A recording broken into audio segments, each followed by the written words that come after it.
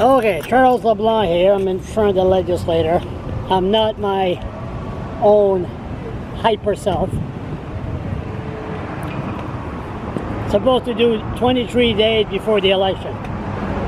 My update video. My God, things have changed. I've been in Fredericton for a month. Now it's a two-lane street. I'm not used to see cars coming this way. Anyway, I just got some news tonight. Some shocking. You don't forget where you were when you get some bad news, where the Pope was shot or politician. Bad news. I'll never forget where I was 20 minutes ago. This guy come to me and say, Charles, I've been seeing him for a month. I've been out of the city. Of course, we all know about the shooting, the two cops that were shot dead and the two citizens. And we're wondering, people are asking, who's the shooter? Who's the idiot? I know the cops. The civilian, I know one of them, we seen.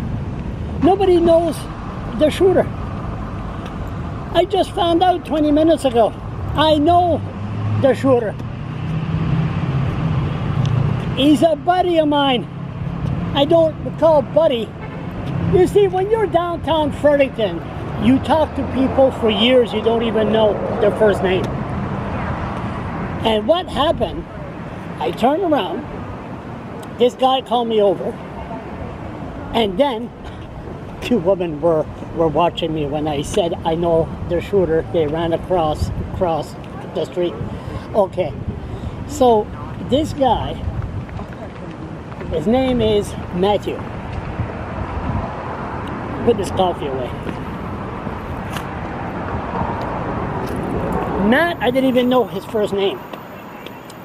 The guy, the first time I met with the guy, he was a protester in front of the legislature. He protested a little bit. Many people will know this guy. Remember when the Muslims were protesting for their rights?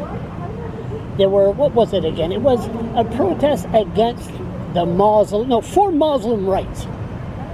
And this guy stood with a little blowhorn in front of City Hall. And he always had black gloves. And he protested. And he was very, very, very paranoid about the Muslims. Very paranoid. Every time I would talk to him, he would turn around and say, he would whisper. He would talk normally, and then next thing you know, he would whisper. I said, why are you whispering for? He was very, very paranoid. So what happened is this. He always hung around. Do you remember a guy in front of the Coffee and Friends? Coffee and Friends on King Street. He would sit in the table. He had a bicycle, big tires, big new tires. And he would always stare and stare and stare. And he would turn around and lately, he was very, very silent. I don't know the whole story. I'm in shock. I'm really, really in shock.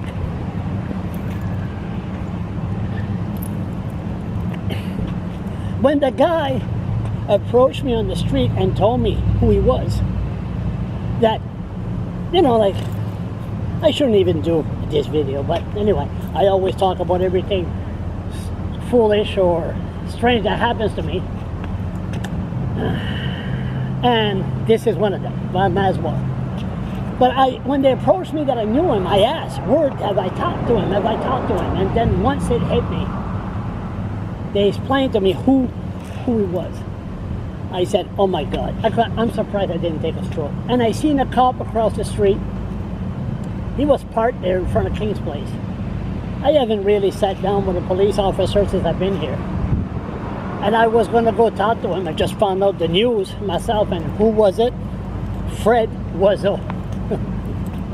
Nice. Hey, he was nice.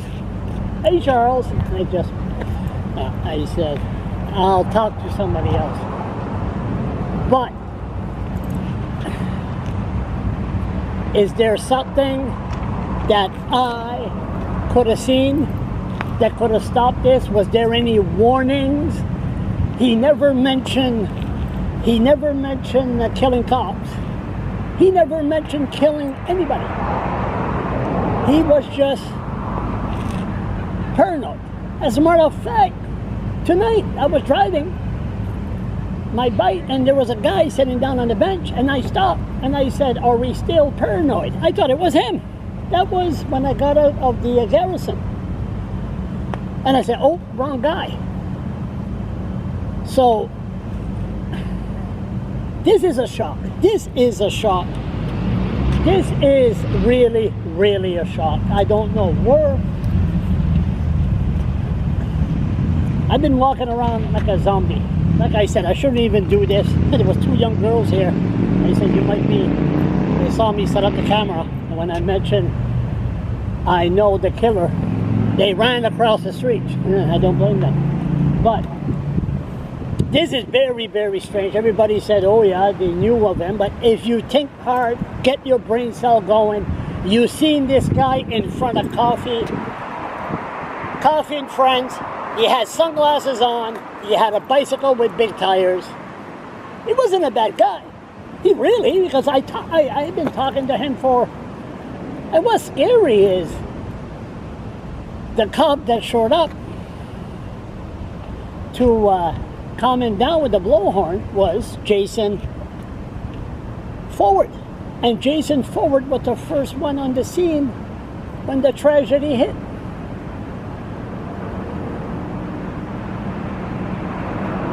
No. This is not good at all. Not good at all.